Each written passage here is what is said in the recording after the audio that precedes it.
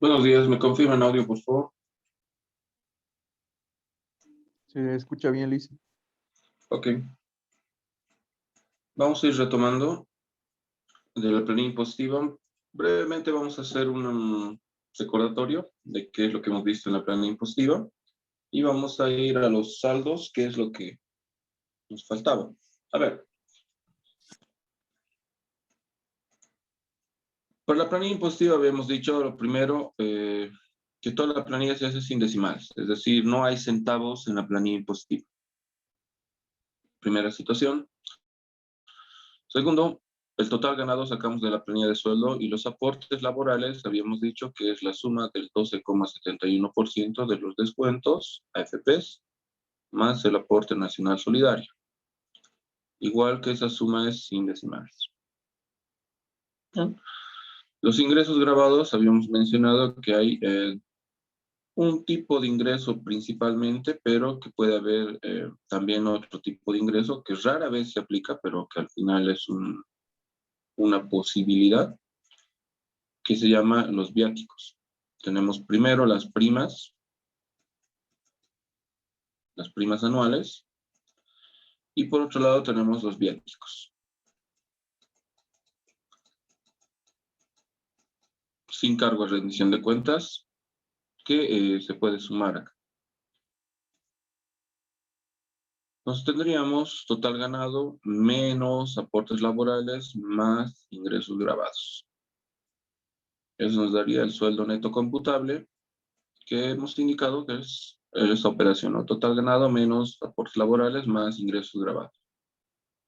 Ahora, cuando el sueldo neto computable ya lo obtienes, a esto el Estado te concede 2 salarios mínimos nacionales, es decir, puedes deducir 2 salarios mínimos nacionales para pagar menos impuesto.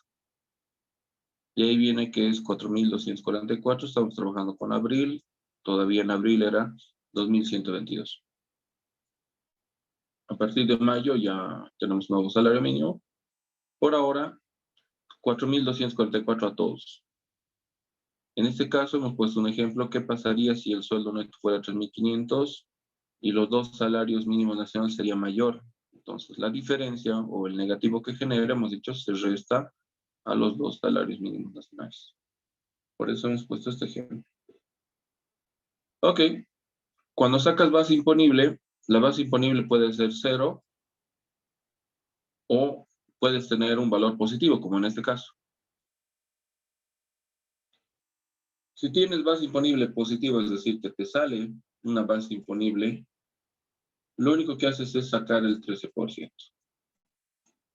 Sacamos el 13% de la base imponible y nos da el RCI. En el momento que aquí hay impuesto, se activa esa columna. Es decir, si hay impuesto, el Estado concede el 13% de otros 2 salarios mínimos para compensar ese impuesto.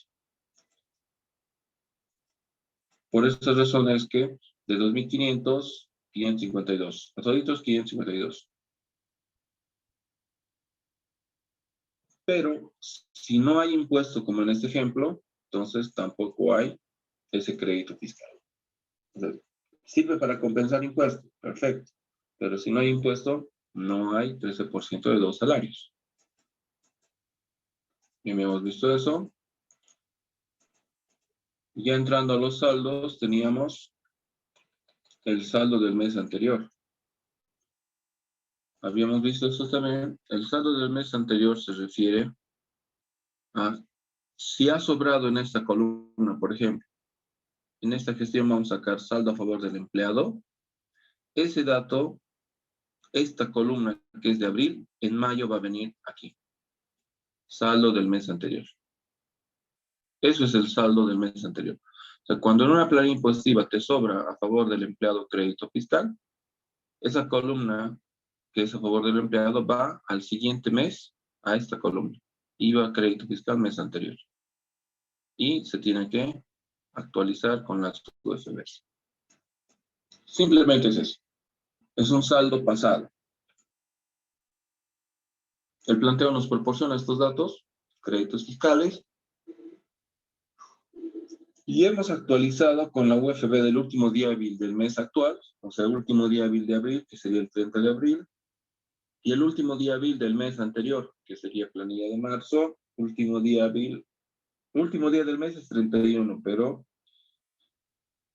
justamente 31 es día hábil. Si cae en domingo o en sábado, hay que retroceder, ¿no? En el mismo mes, no pasar al siguiente mes, sino en el mismo mes se retrocede hasta encontrar el último día hábil.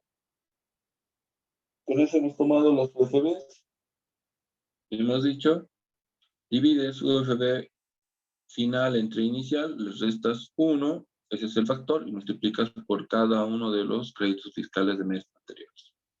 Redondear los resultados, nos sale esto. Y un último dato, habíamos dicho, si el planteo te proporciona facturas, como acá nos dice facturas de formulario 110, hay que sacar el 13%. Cuando dice facturas. ¿No? Pero si en cambio, en el planteo en vez de decir facturas diría IVA, crédito fiscal, formulario 110, ahí no tienes que sacar 13%, tienes que copiarlo directamente. Pues depende de qué te da. Si te da factura, sacas el 13%. Si te da el crédito, no hay nada que sacar, solo tienes que copiar. 110. Y lo último que decíamos acá era, ¿cómo se determina el saldo a favor del fisco del empleado? Pues no es complicado. En realidad lo único que tienes que ver es, o entender que todo esto es crédito fiscal. Esto es a favor del empleado. En el fondo es eso. Esto es a favor del empleado.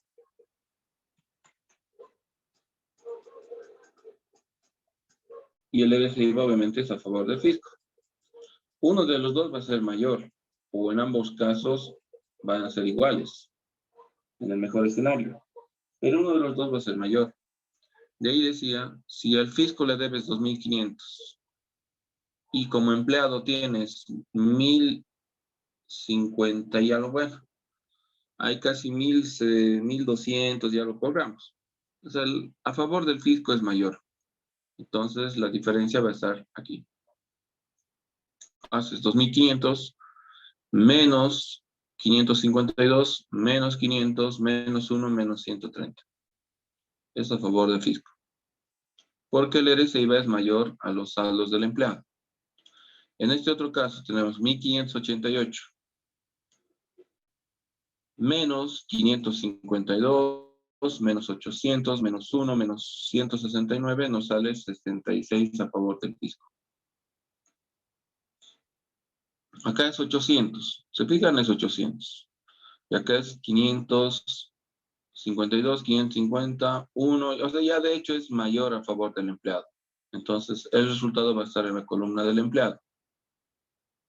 Puedes hacer también esto, ¿no? 800 menos esto, menos esto, menos esto, menos esto. Si te sale negativo, quiere decir que es a favor del empleado.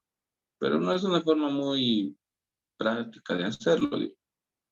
Rápida sí, pero la más práctica no, porque genera confusión. Muchas veces piensan que porque sale negativo es a favor del empleado, y no es así.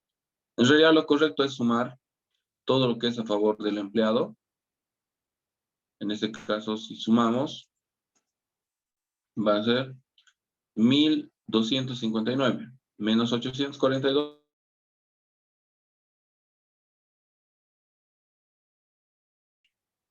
Acá tenemos a favor del empleado 955 menos 696, 229. El siguiente es 776 menos 572, 204. Siguiente, 858 menos 506, 352. Siguiente, 891 menos 503, 388. Luego, 1082 menos 383, 699. Y por último, 765 menos 311, 454. Entonces sacamos a favor del fisco y del empleado. Pero siempre bajo esta consigna, ¿no? El RCIVA es para el fisco y estos créditos fiscales son para el empleado. ¿Alguna pregunta de esta parte? ¿De a favor del fisco o a favor del empleado?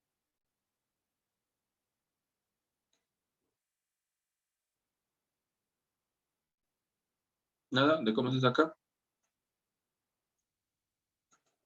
Ya. Entonces, ¿qué se hace con ese dato? Ese saldo a favor del fisco es el que se anota en la planilla de sueldos. O sea, hacemos todo eso solo para anotar el saldo a favor del fisco en la columna que dice RCI. Vale decir que aquí va a ser 1335, 66, 0, 0, 0, 0, 0, 0. Eso es lo que vamos a hacer. Ese es el descuento del RCI. O sea, para hacer esta columna en la planilla de sueldos, se tiene que hacer una planilla impositiva para recién obtener el saldo del RCI. Es decir, ¿cuánto le vamos a descontar? ¿Y qué se hace con la columna a favor del empleado? Pues ya lo dije, que esta columna al siguiente mes va a ir ahí, en mayo, pero no. Entonces tiene su propio destino cada uno. ¿Correcto? Si hay algo, pregunten. Ya hemos terminado el RCI. Eso estaba pendiente. Ya está. Anticipos. Veamos si hay anticipos. Tal vez en el planteo. Acá nos dice, el 25 del mes se otorgó anticipos según el siguiente detalle. Allá. No se ha dado anticipo a todos. Solo a algunos. Entonces voy a traer el dato acá.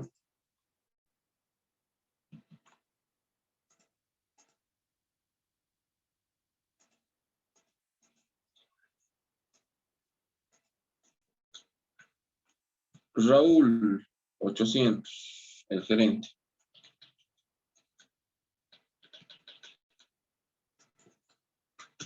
$800.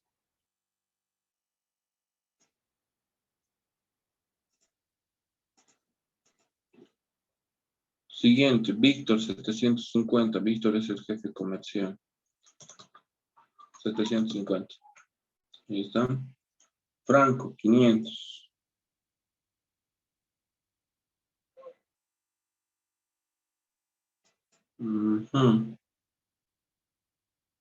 Primer obrero. 500. Clara, 350. ¿Cuál es el otro? A ver. Franco, Jorge, no. Clara y Heidi son los últimos. 350 y 400. Ahí está. Los anticipos otorgados. Una condición que tienen los anticipos, y eso tiene que estar claro también cómo funciona el anticipo. Pongámoslo así. Digamos el sueldo de abril.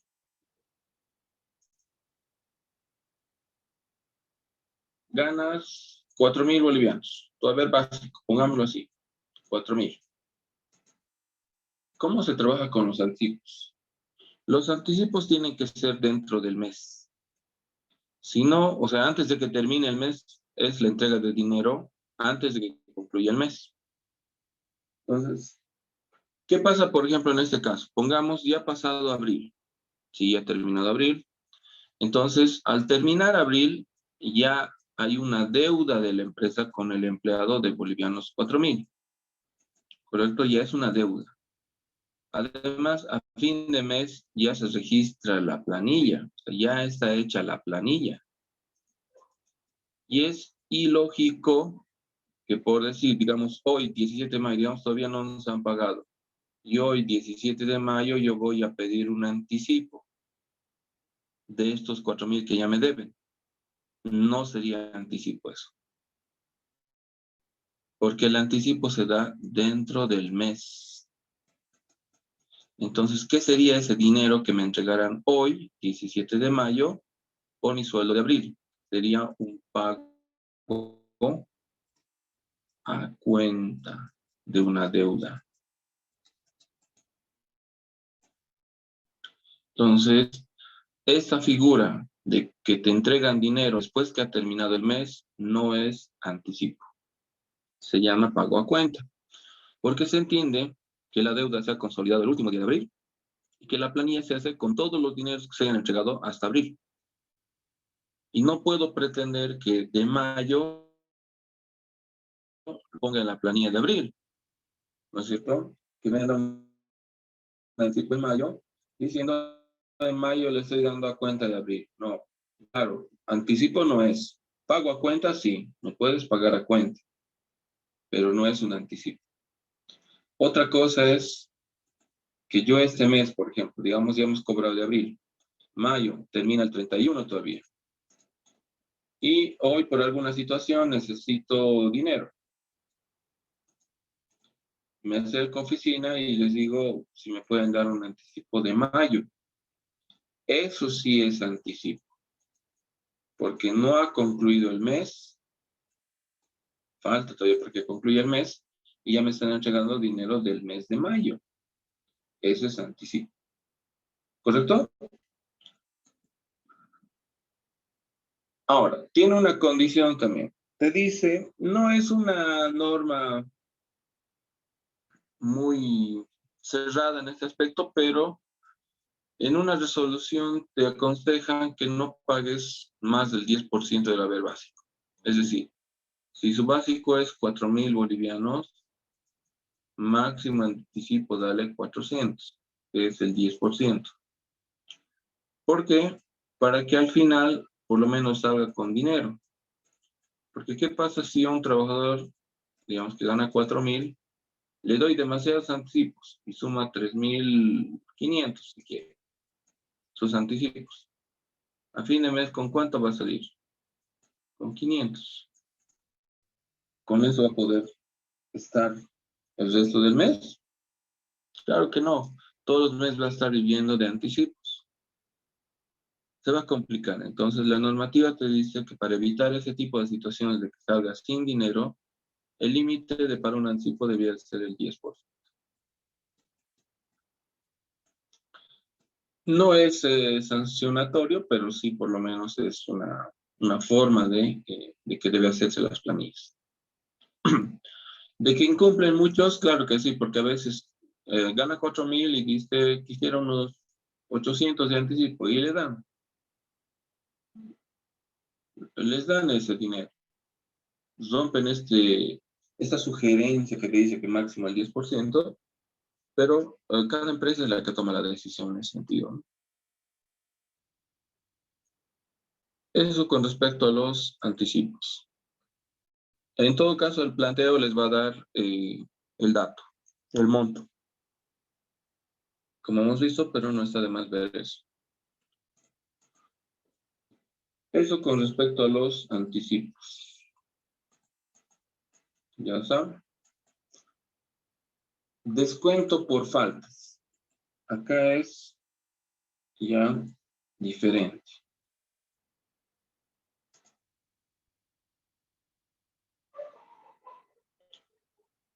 Vamos a ir viendo las faltas y las sanciones.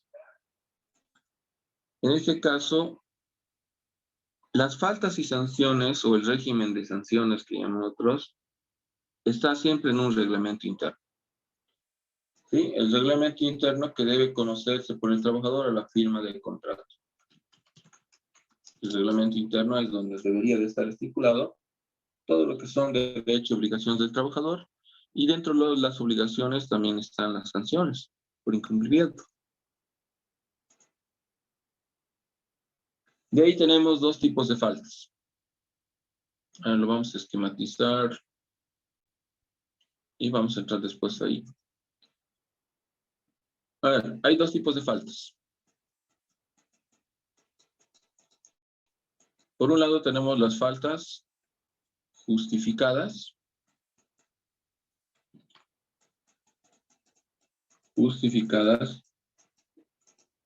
Y por otro lado tenemos la falta injustificada.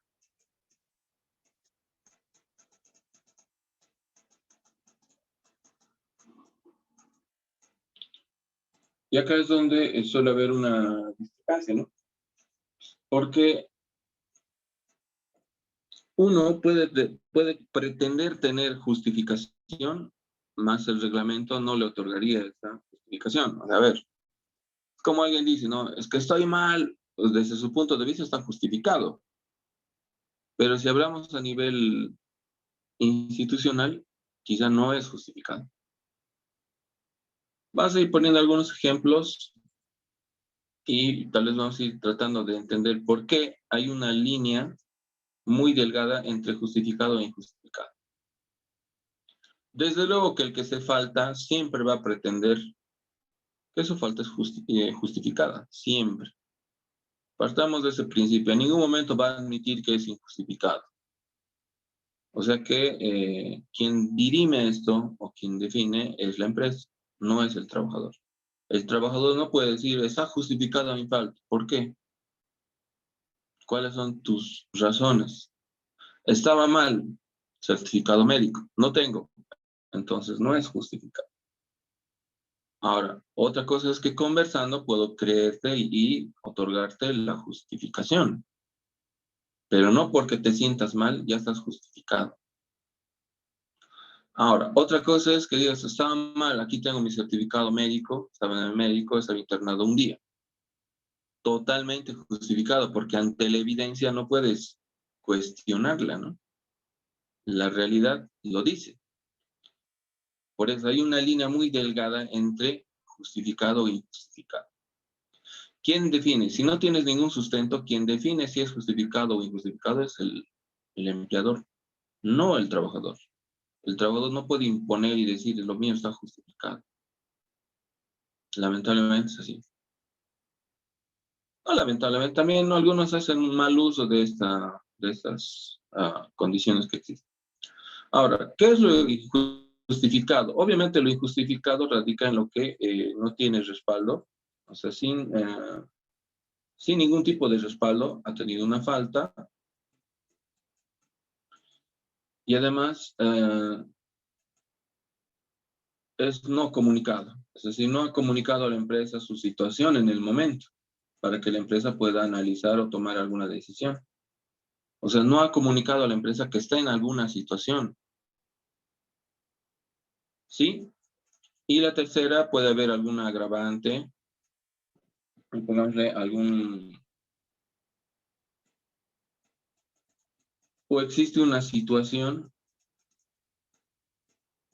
de incertidumbre. A ver, ¿a qué se refiere eso? Sus compañeros sabían que el fin de semana tenía un matrimonio. Ahora dice, ¿qué es eso? ¿Por qué no ha venido hoy lunes? Hay cierta incertidumbre, ¿no? O sea, quizás se queda en el matrimonio, quizás, o sea, hay incertidumbre. En esos casos vas a entrar en el tema de posiblemente una falta injustificada. ¿Qué es lo que es peor en estos casos? No comunicar, no llamar. O sea, perderse todo el día y al día siguiente recién aparecer como si nada hubiera pasado. Ese es un agravante muy considerable para las empresas. Porque otra cosa es que, digamos, ya te has faltado, te fuiste a un evento familiar en una provincia alejada, digamos en Ayopaya o en Independencia. Justo había bloqueos por ese lado, no sé, o alguna situación y no has podido salir de la zona. Estás en una zona donde difícilmente entra la señal, pero en algún momento has llegado a la ciudad y en algún momento había señal y podías haber comunicado, aunque tarde, si no estaba en tal lugar, está pasado, es que llamas. Pero otra cosa es que ni te aparezcas, o sea, ni llames, ni comuniques, no tengas ningún respaldo y encima todos saben que estabas en alguna situación netamente familiar. ¿Quién va a definir si esa falta es injustificada? Es la empresa. Desde luego que la empresa va a tener dentro su política que si no es comunicado a tiempo en ciertos plazos, se considera falta injustificada. Desde luego que sí. Entonces, lo injustificado es un poco complicado de sancionar, pero cuando se determina que es una falta injustificada, tiene una sanción de dos tipos. Cualquier falta injustificada, primero tiene una sanción por el día. Por el día laboral. ¿Qué significa? Si no has venido a trabajar, te descuentan ese día. Un día. Pero adicionalmente tiene una sanción económica.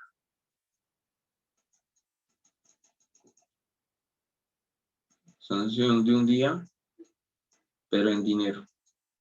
No en días. Al final, por eso dicen, la falta injustificada se descuenta el doble, económicamente hablando. ¿Por qué? Veamos esto. Si tú trabajas lunes, martes, miércoles, jueves, viernes, solo trabajas de lunes a viernes, por así decir. Pongamos esto, cada día ganas 100 bolivianos. Dígame una cosa, el viernes, ¿cuánto debería de cobrar normalmente si trabaja sin faltar?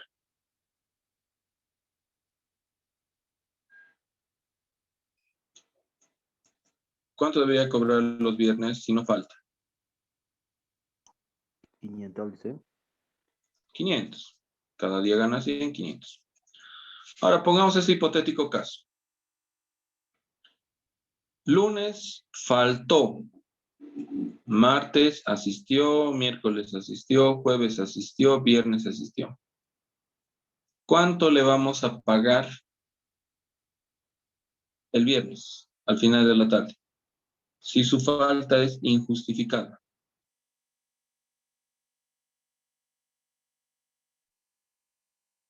Licen, ¿sería 300? Sería 300. Correcto. Porque en realidad le tengo que pagar ¿cuánto? 400. Porque ha trabajado 4 días. Pero como la falta injustificada tiene una sanción económica del equivalente a un día de trabajo, entonces le voy a pagar 300.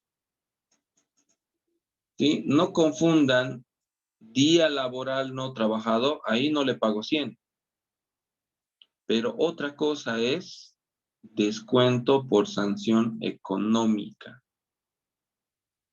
Muchos confunden y dicen, se les descuenta 2 días, lunes y martes. Mentira. Eso es mentira. Porque martes se le tiene que pagar. Ha trabajado martes, miércoles, jueves, viernes, le tengo que pagar 400. Otra cosa es que al momento de pagar, digo, un ratito, tu falta era injustificada, ¿no es cierto? Sí. Hay una sanción, según reglamento, de 100 bolivianos, que es el equivalente a un día, por las faltas injustificadas. Y le pago por eso solo 300. Pero entiendan que el trabajo se le está pagando por los días que ha trabajado. Otra cosa es que el reglamento tenga una sanción adicional cuando la falta es injustificada. ¿Estamos bien? Por eso cuando me digan, ¿cuántos días ha trabajado esa semana? 4. ¿Pero por qué solo está ganando 300? Porque tiene una falta injustificada y lo han sancionado con el equivalente a un día de trabajo en dinero. Ah, pero ha trabajado 4 días. Claro que sí, ahí está la prueba. No es como otros dicen, ha trabajado 3 días. ¿Por qué? Porque su falta es como si hubiera faltado 2 días, pero no ha faltado 2 días. No ha faltado 2 días. Ha faltado un día. Ahora, de que se ha sido sancionado económicamente, esa es otra cosa. Ese es otro tema. La sanción económica es otra cosa. Entendido lo que es una falta injustificada, porque esa es la primera que genera confusión. ¿Está bien? ¿O hay alguna consulta en la falta injustificada? La justificada ya es más fácil.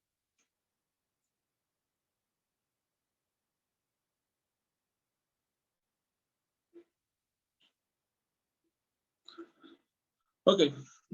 ¿Y qué es una falta justificada? Pues una falta justificada es aquella que tiene, obviamente, aquí es sin respaldo, aquí sería con un respaldo, ¿no? Algo comunicado y no hay mucha incertidumbre en el caso. O sea, es básicamente lo opuesto. Si tienes respaldo por si de algo, una situación, pongamos, estás llegando a la empresa y justo al llegar, no sé, un auto te ha chocado y obviamente ha tenido que ir a tránsito. Ya, ¿qué tienes que hacer? Llamar en ese momento, decir, tengo un problema con el vehículo, me han chocado, estoy en tránsito, ni bien termine, voy a volver. Listo. Ya tienes una justificación válida totalmente. Alguna situación familiar que puede ocurrir, pero repito, a ver, condiciones como esta. Suelen llamar y decir, licenciado, he tenido una situación, mi hija se ha puesto mal, está mal, le tengo que llevar al médico. Ok, perfecto. La situación es entendible. Ahora, volviendo, ¿qué debería de hacer para justificar ese permiso que se le da?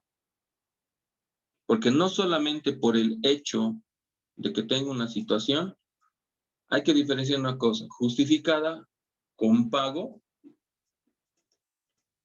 y es otra justificada sin pago. ¿Cuál creen que ameritaría en ese caso? Su hija se ha puesto mal, tiene que ir a llevarla al médico y se va a perder todo el día. ¿Con pago o sin pago? Sin pago sería. O Claro que sí, sin pago. Porque el hecho de que tengas una situación no justifica tu sueldo, justifica tu ausencia, pero no tu sueldo. En el fondo, no estás trabajando, no estás generando ingreso. Eso es así. Muchos confunden y piensan que por lo que está justificado, además tienen que pagarle el sueldo. Sí, pero si te está dando permisos, no te va a sancionar económicamente. Que tampoco pretendes que te pague de eso más. Entonces tiene que uno diferenciar cuándo es justificado, cuándo es justificada con pago. ¿Cuál es, por ejemplo? Las bajas por enfermedad. O sea, te enfermaste, tienes certificado médico. Tú, como trabajador, ahí sí. El médico dice, este trabajador tiene que estar en reposo una semana. Listo. Ese respaldo sí habilita el pago, porque las bajas por enfermedad tienen derecho a pago. Otra situación, la vacación. Claro, en vacaciones que estás descansando. ¿Asistes a la empresa? No. Está justificado, claro, por el derecho al descanso. Entonces te tienen que pagar y te pagan. Los permisos por paternidad, por ejemplo, o por maternidad. La maternidad tiene 90 días de baja y la paternidad tiene 3 días de, no se llama baja, no se llama permiso especial. En caso de matrimonio, 3 días. En caso de fallecimiento, primer, segundo, tercer grado, 3 días. Pero recuerdo esto, por ejemplo, ya, fallece la esposa, el hijo, o la mamá o papá, hermanos inclusive, tiene permiso de 3 días para el luto. ¿Sí? Está en la ley, estipula la ley y es con derecho a pago, por si acaso, pero hasta 3 días. Pero ¿qué pasa si fallece, por ejemplo, la abuelita que le ha criado y todo el tiempo? Lamentablemente, por el grado de consanguinidad, no lo acepta. O quizá fallece la suegra, o el suegro, o un gran amigo, no sé, cosas de ese tipo. Lamentablemente no está, la ley no prevé eso. O sea, hasta cierto grado. Puede ser tu esposa, tus hijos, tu mamá, tu papá, tus hermanos. Hasta ahí se entiende, la ley comprende que por el dolor que siente la persona, merece un permiso especial y ese permiso debe estar remunerado. Pero no todas las empresas lo dan así. Te pueden dar el permiso. ¿Qué es lo más que puedes lograr en estas justificadas cuando es sin pago? Optar por la reposición del tiempo, para que no te des cuenta. Ejemplo, hoy es la reunión, bueno, suelen decir esto, ¿no? Hoy nos tienen que entregar libretas de notas de los niños. Tengo que ir sí o sí, ya. ¿Hasta qué hora te vas a perder? Mediodía, perfecto. Tienes permiso mediodía, no se te paga mediodía, pero cuando llegas, te acercas a la oficina y dices, sí, me pedí permiso 4 horas, entonces, ¿cómo puedo reponer estas 4 horas? Ya, planificaremos. Entonces, cada día, la siguiente semana, te vas a quedar 1 hora más. Vamos a fijar un determinado trabajo, lo haces y después con eso repones. Y con eso se te paga normal el día. Hay eso. Hay otra forma de reposición. Piden permiso todo el día y dicen, tengo vacaciones acumuladas, tengo 15 días de vacación, no he sacado ni un solo día, entonces, a cuenta de ese día, résteme un día de vacación, y así solo voy a tener 14. A cuenta de vacación, ¿es válido? Es válido. Siempre y cuando la empresa lo acepte. No puedes imponer a la empresa. La empresa tiene que aceptar, la empresa tiene que estar de acuerdo. Si no, te descuentan. Entonces, la falta justificada, existe una razón, ¿sí? Pero tiene que ser consensuada con la empresa. Ahora, si tienes respaldo, por decir, como el choque de tránsito, dije, va a haber, obviamente, va a haber un documento que se emite en la policía. Con eso vas, pero no te van a pagar, porque solo las bajas por enfermedad y las vacaciones se pagan. Los demás no se lo van a pagar. ¿Correcto? ¿Alguna situación? A ver, una que me estoy olvidando. Hay una que no tenga respaldo, pero que sí sea justificado, pero no tiene derecho a pago. Por ejemplo, pasó cuando una parte de nuestro personal se fue un fin de semana al trópico. ¿No? Se fueron a visitar familias, se fueron un fin de semana. Y justo un sábado en la noche se pone a llover y se cae uno de los puentes. Pero ya no han podido volver. Para el lunes ya no ha llegado. Recién el martes han llegado, pero las noticias, obviamente, el hecho, todos sabíamos que estaban ahí de vacaciones, bueno, en su semana de descanso, estaban descansando, que no pudieron retornar por esa razón.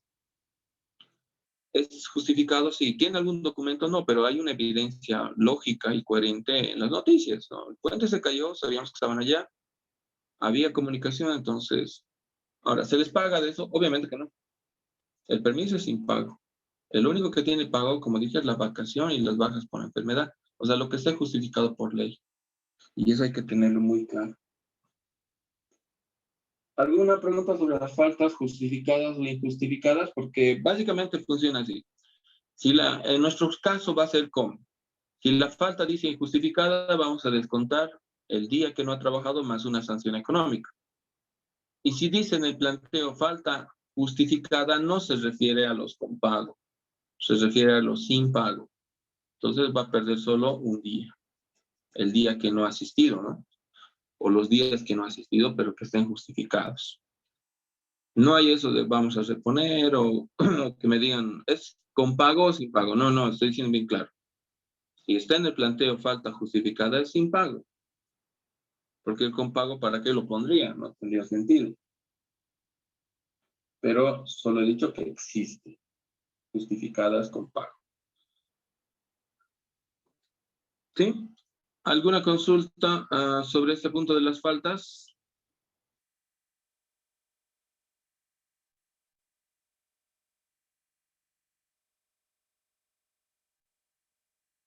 Ya. Lo que vamos a hacer entonces es, en 2 minutos, conéctense al mismo enlace para que vayamos resolviendo ya en el planteo las faltas justificadas e injustificadas.